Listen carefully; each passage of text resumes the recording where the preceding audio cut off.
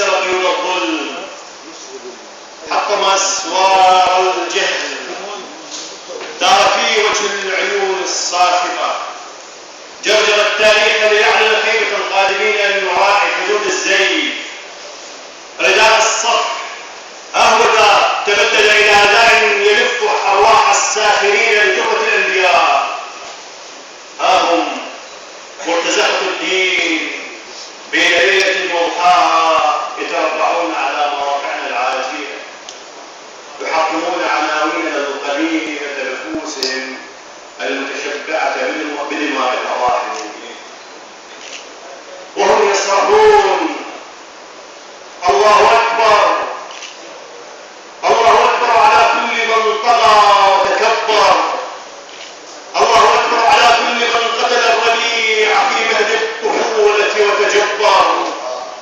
ليس هذا الدين يا زنديقنا.